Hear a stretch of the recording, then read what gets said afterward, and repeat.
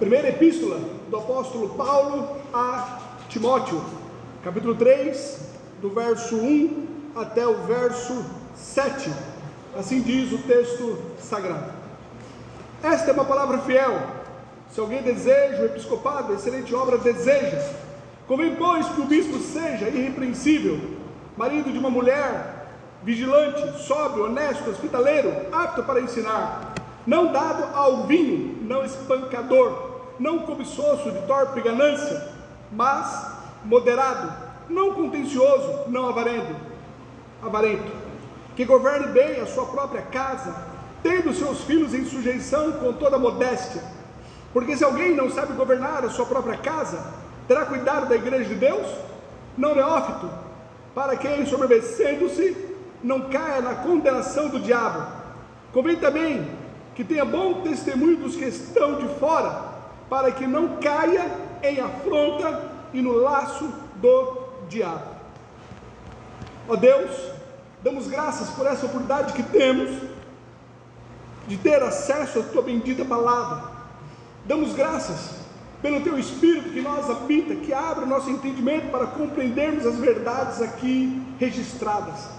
Eu suplico, ó Pai, que assim como o Senhor iluminou a minha mente para eu entender a tua palavra, que faça também o mesmo cada um que agora vai receber, que ela encontre, ó Pai querido, um coração sedento para que haja fruto, haja mudança, haja compreensão, haja, Pai querido, edificação.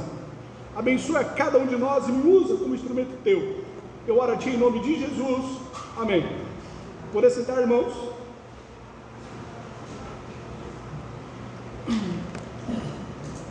Nós estamos então discorrendo esta primeira epístola de Paulo a Timóteo, no qual ela é considerada, juntamente com a epístola de Tito, como cartas pastorais. No entanto, nós aprendemos que o objetivo de Paulo era que ela fosse lida para toda a igreja. Portanto, por mais que seja uma carta endereçada a Timóteo, ela é para a edificação de toda a igreja. Toda a igreja deveria se fortalecer, se edificar e aprender através então desta epístola. Na última pregação, nós falamos aqui no contexto anterior, que Paulo, ele falou sobre o comportamento que deveria ter, tanto os homens como as mulheres, em relação ao culto público. Aqui, Paulo, ele começa a tratar do ministério pastoral, a partir então do verso 1. Vamos então aqui ao texto. Diz assim: esta é uma palavra fiel. O que Paulo, ele quer que os seus leitores aqui entendam, é que ele está mudando o tema, ele está mudando de assunto. Outrora ele estava falando em relação à igreja toda, ao comportamento dos homens e das mulheres. Agora ele passa a falar especificamente para o ministério pastoral. Daí ele entende que é algo importante, no qual a igreja deveria entender, por isso ele dá aquela ênfase. E ele começa então dizendo: esta é uma palavra fiel, mostrando que o tema é importante, que a igreja deveria prestar atenção e que também ele está mudando o assunto. Já não vem falar mais sobre o comportamento dos homens e das mulheres, mas passa a falar sobre as questões ministeriais. E ele continua dizendo: se alguém deseja o episcopado, excelente obra deseja. Episcopado é o mesmo que pastorado. Uma pessoa que é chamada de bispo, ela também é chamada de pastor. É o mesmo cargo para a pessoa que está à frente do ministério. Ele tanto pode ser chamado de bispo, como também de pastor. Normalmente se usa a palavra bispo, quando quer focar a questão administrativa. O pastor, então, no exercício de uma assembleia, em questões administrativas da igreja, então chama ele de bispo. Mas o pastor, quando ele está cuidando do rebanho, quando ele está apacentando, quando ele está aconselhando, então chama ele de pastor, mas episcopado e pastorado é para a mesma pessoa, são palavras como fossem sinônimas. Atos, capítulo 20, verso 28, corrobora isso.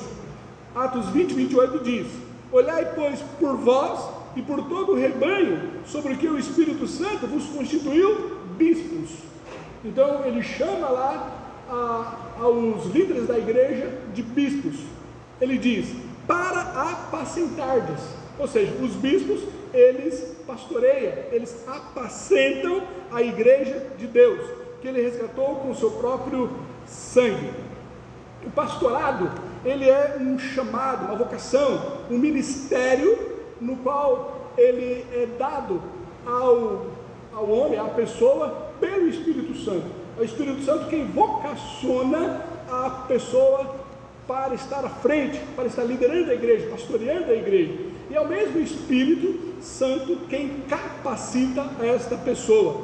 2 Coríntios, capítulo 3, o verso 5 e o verso 6, assim diz: não que sejamos capazes por nós de pensar alguma coisa como de nós mesmos, mas a nossa capacitação vem de Deus, o qual nos fez também capazes de ser ministros de um novo testamento. É o Espírito Santo quem vocaciona e ele quem capacita. Por mais que esse candidato, ele deseje, ele almeje esse pastorado, nós vemos que é a igreja quem deve reconhecer e quem deve referendar este chamado. A igreja então percebe através do testemunho, através do comportamento, através desta pessoa que é membro da igreja, está na comunidade entre os irmãos, percebe então numa pessoa que ele tem a vocação, que ele tem um chamado, que ele se diferencia entre os demais, percebe então a sua liderança. A igreja que deve então perceber isso, a igreja juntamente com a atuação do Espírito Santo. A pessoa almeja, mas quem referenda isso é a igreja. Atos, capítulo 13, do 1 ao 3 diz: e na igreja que estava em Antioquia havia alguns profetas e doutores, a saber, Barnabé e Simeão, chamado Níger, e Lúcio, Cirineu e Manaém, que fora criado com Herodes, o tetrarca, e Saulo, e servindo eles ao Senhor e jejuando, disse o Espírito Santo.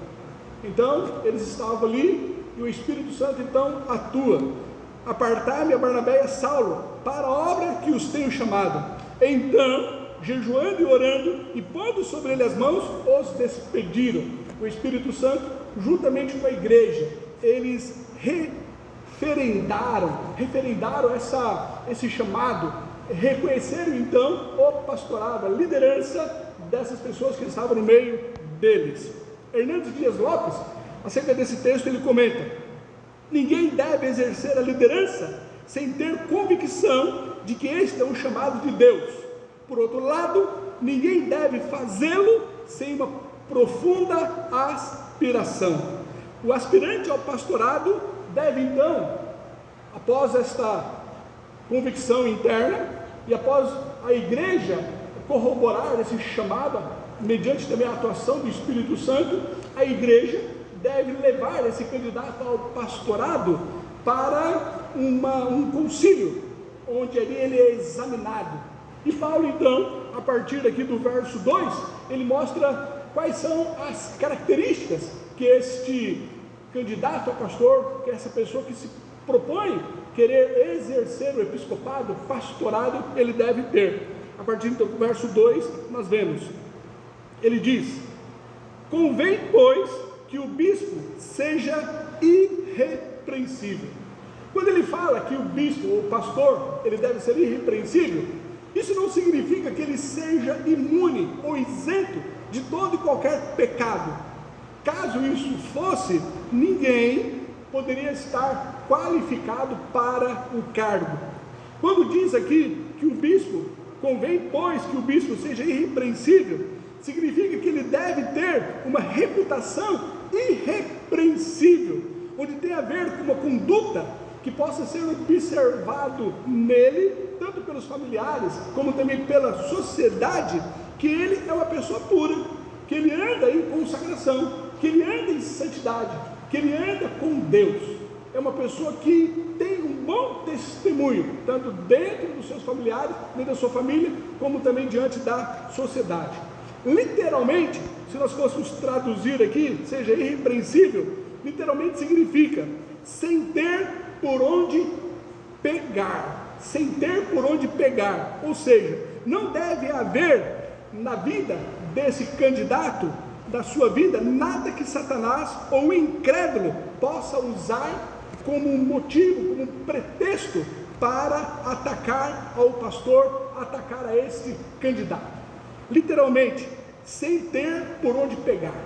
Nem Satanás, nem uma outra pessoa, nem no meio da sociedade, nada que as pessoas se apegassem ou usassem para poder acusá-lo, visto que ele anda em santidade, em consagração. Ele tem uma vida irrepreensível. Continuando, convém, pois, que esse bispo seja irrepreensível, marido de uma mulher. Se nós olharmos aqui para o contexto, onde Paulo ele fala que este pastor, esse que almeja o pastorado, ele deve ser irrepreensível. Entendemos que Paulo, ele vem estar falando aqui da fidelidade deste homem em relação à sua mulher, que ele não tenha nenhum relacionamento extraconjugal, que ele tenha uma conduta de casamento monogâmico, honrando então a sua esposa. Marido só de uma mulher é que ele não tenha nenhum outro relacionamento fora do casamento, que ele venha honrar a sua esposa, tendo esse casamento monogâmico, marido de uma só mulher. Continua, vigilante, sóbrio, honesto, hospitaleiro, apto para ensinar. A palavra aqui, vigilante, significa moderado, temperante ou atento.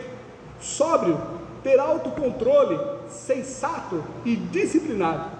A sobriedade é uma virtude que o homem se coloca acima das paixões e dos desejos carnais, tendo completo domínio sobre as suas paixões sexuais. Ou seja, ele é sóbrio, ele não se deixa ser dominado pela carne, ele não se deixa ser dominado por paixões carnais, mas ele se coloca acima e não se conduz de uma forma contrária ao relacionamento conjugal, de ter somente uma única mulher como a sua esposa, como a sua parceira. Honesto, respeitável, ordenado, decoroso. Hospitaleiro, literalmente, hospitaleiro aqui poderia ser traduzido como amor pelos estranhos. Paulo aqui, ele diz que a hospitalidade é uma conduta, é um comportamento, é uma atitude que deve fazer parte do pastor.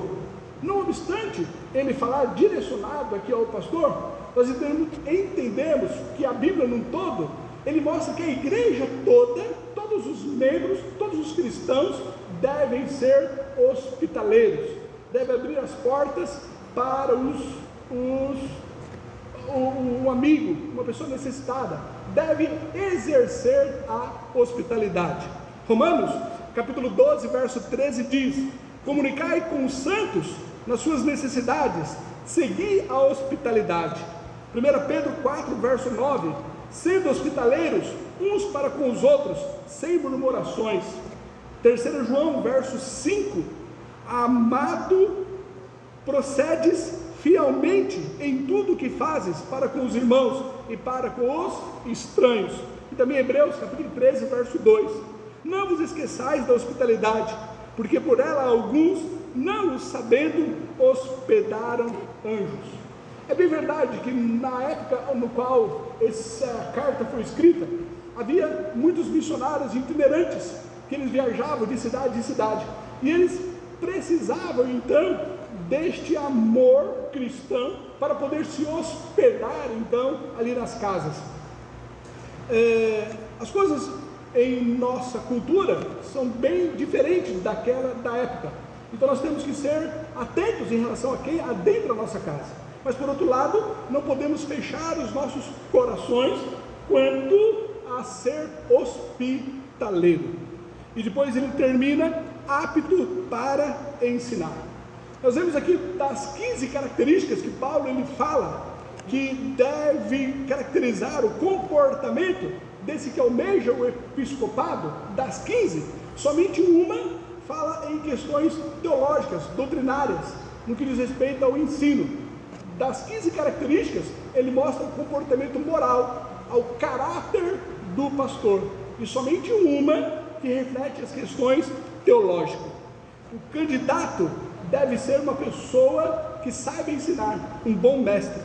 John Stott ele diz: o fato de que os que supervisionam a igreja têm que ter o dom de ensino demonstra que a igreja não tem a liberdade de ordenar quem quer que seja, que Deus não tenha chamado e a quem Deus não tenha dado os dons necessários.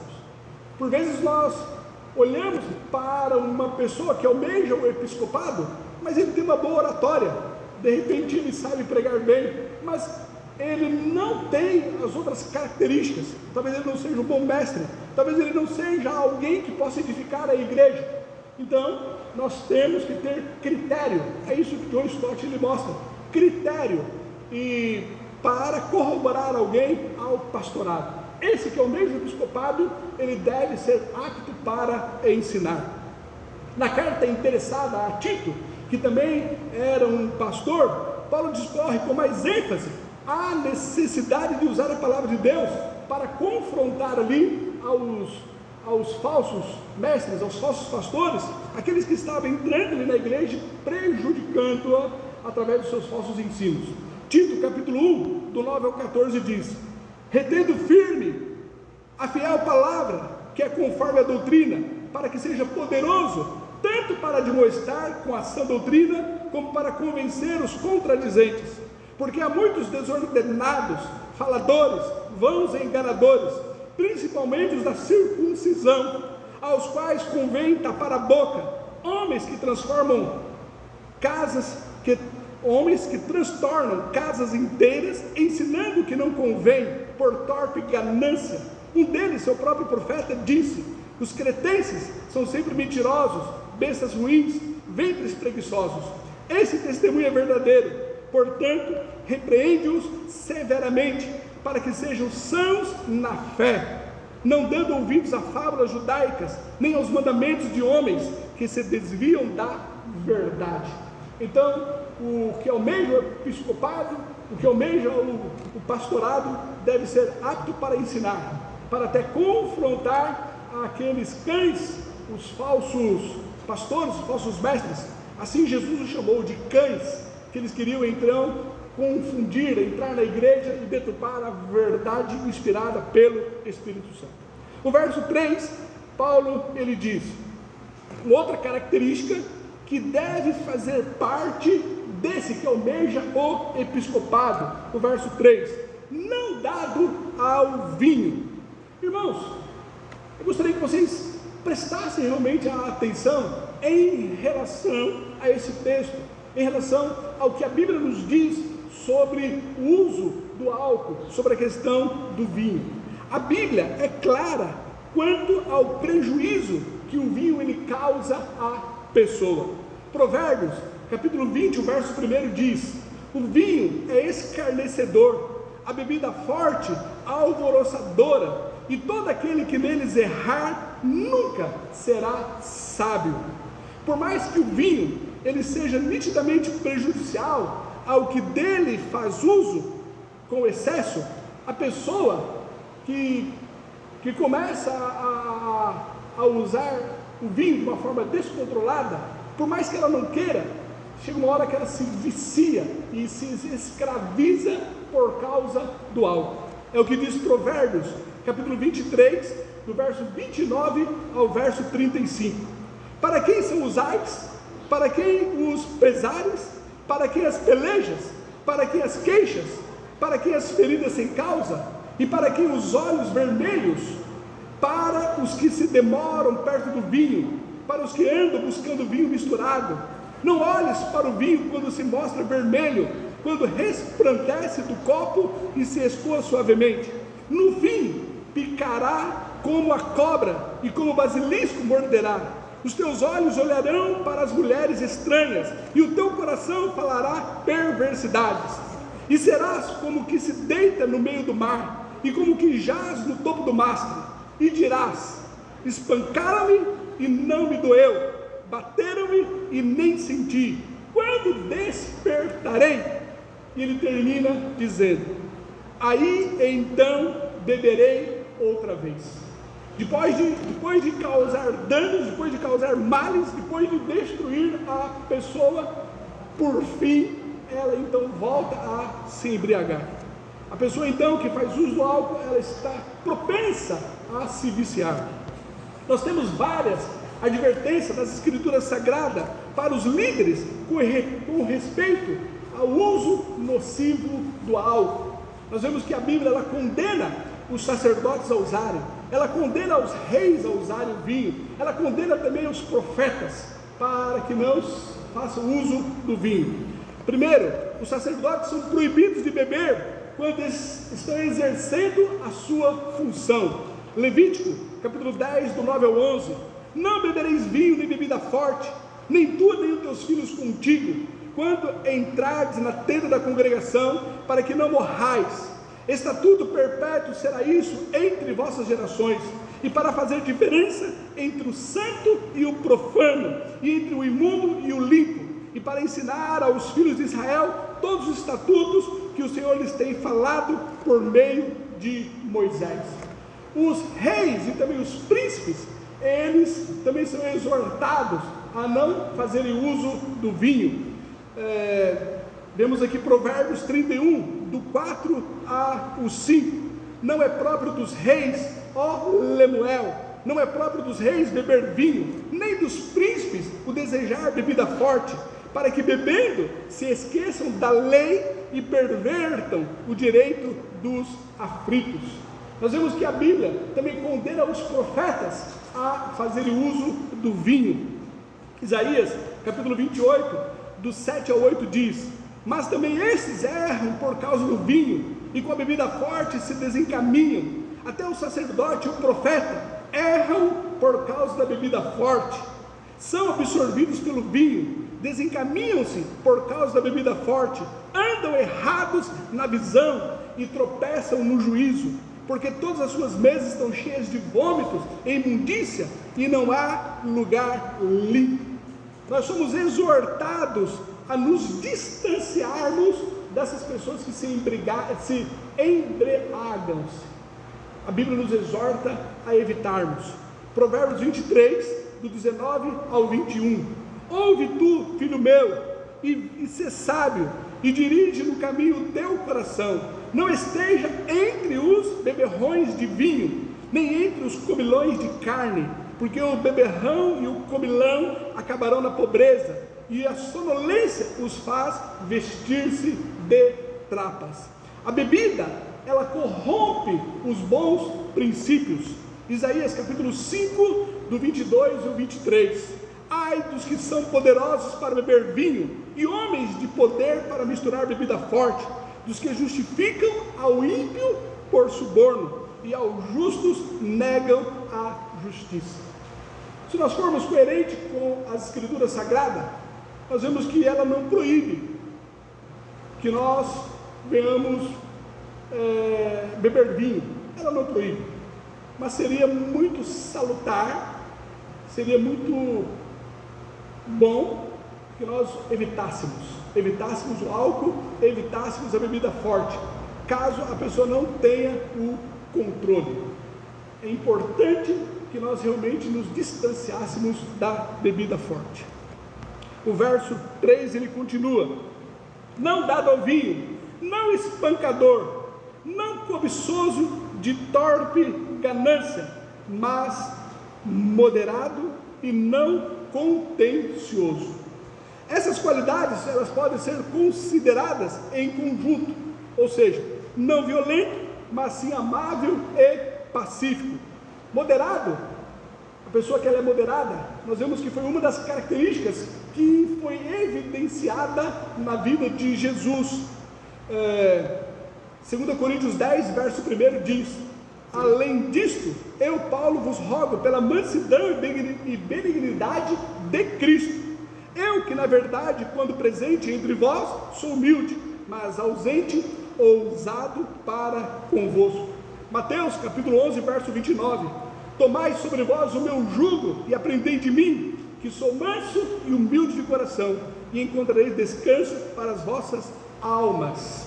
Sendo aqui a amabilidade um fruto do Espírito Santo, e que nós vemos que refletiu muito na vida de Jesus, ela é uma característica que deve fazer parte do pastor, mas também de toda a igreja, visto que nós vemos ela como fruto do Espírito Santo. Gálatas capítulo 5, verso 22 diz: mas o fruto do Espírito é amor, gozo, paz, longanimidade, benignidade, bondade, fé, mansidão e temperança.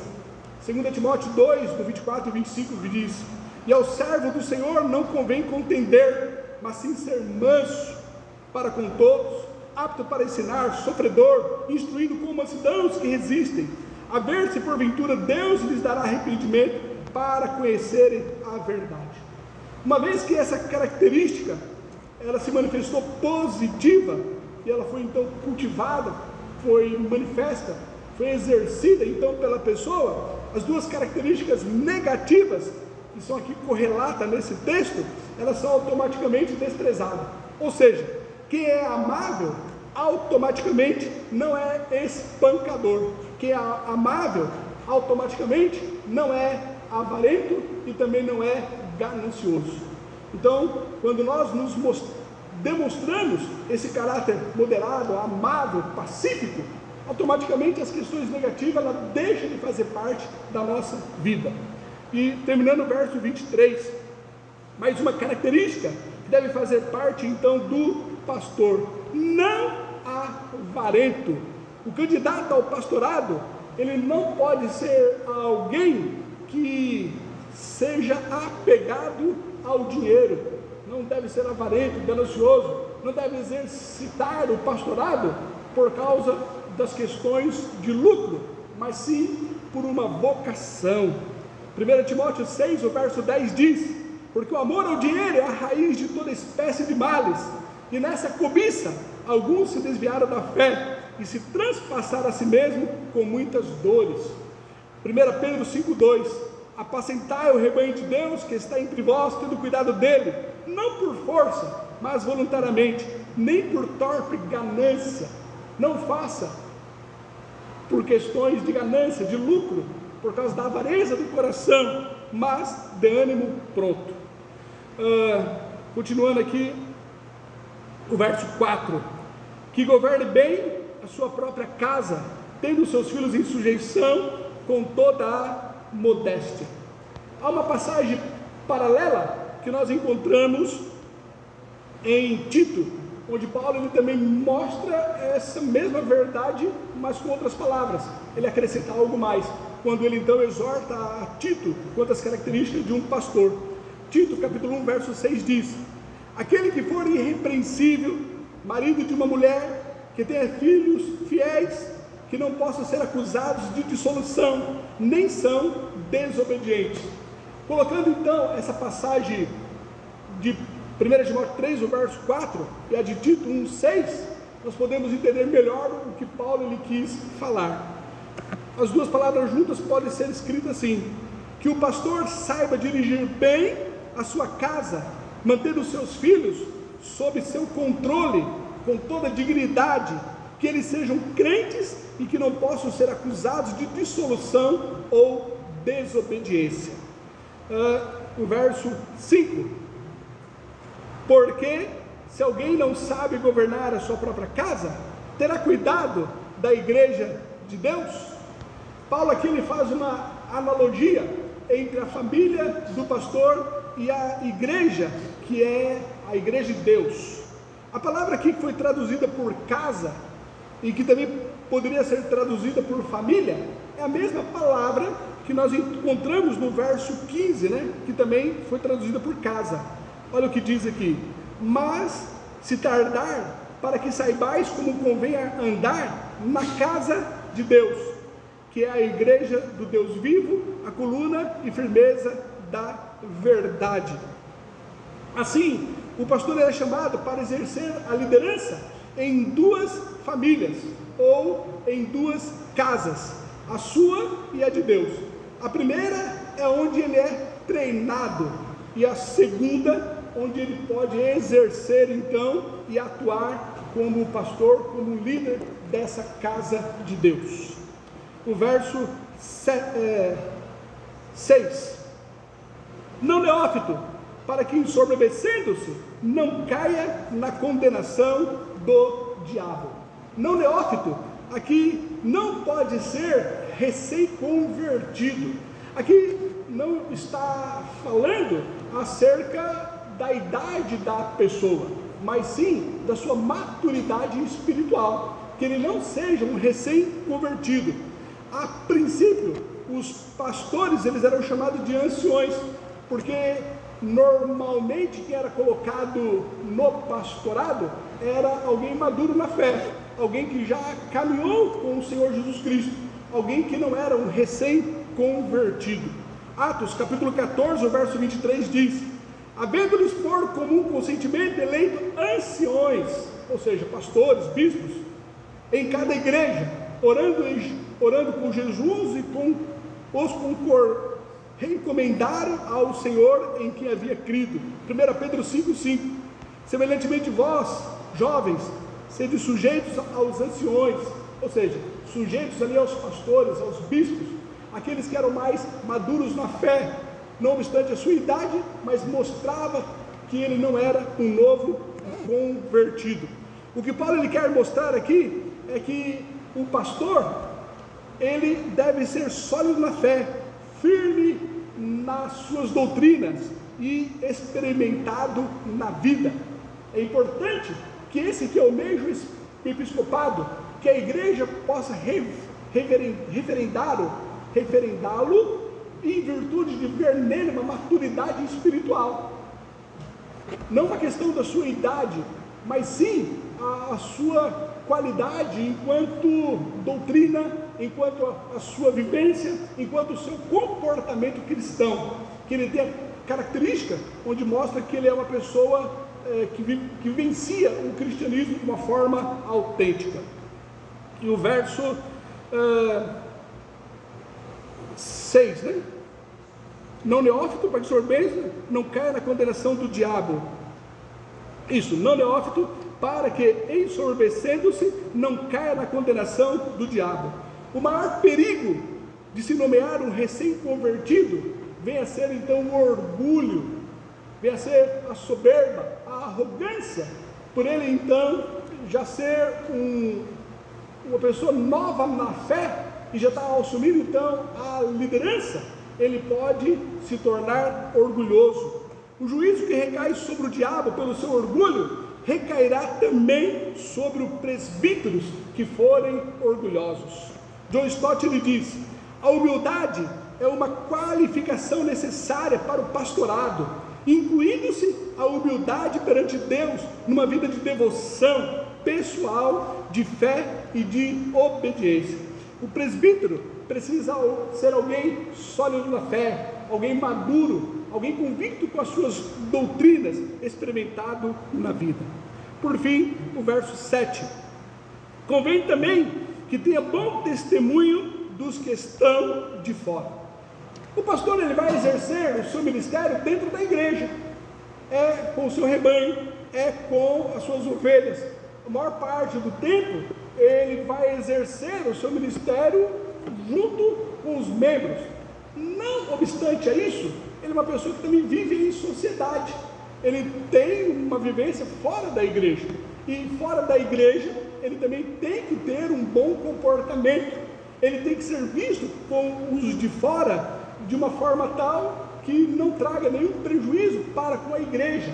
Ele tem que se mostrar irrepreensível e ter respeito também para com os de fora. E através do seu comportamento, ele pode até ganhá-los a Cristo. Colossenses 4, verso 5 diz: andai com sabedoria para com os que estão de fora, remindo o tempo. 1 Tessalonicenses 4,12 diz: para que andeis honestamente para os que estão de fora, e não necessiteis de coisa alguma.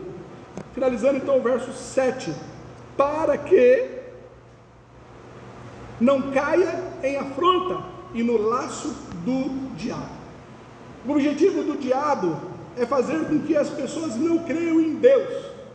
E se o pastor ele dá um mau testemunho, ele não age em conformidade com a sua fé, com a sua doutrina, ele vai ter dificuldade de fazer com que outras pessoas também adentrem a igreja, que as pessoas também venham para a igreja.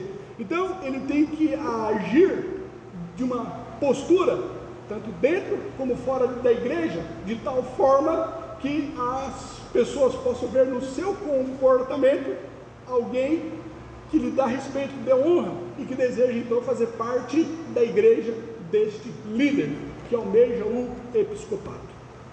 Concluindo, nós podemos dizer o seguinte: no contexto anterior, Paulo ensina que não se deve colocar uma mulher no pastorado, e nesse texto ele mostra que nem todos os homens podem ser ministros, mas sim aqueles que forem chamados por Deus, qualificados pelo testemunho e corroborado pela igreja.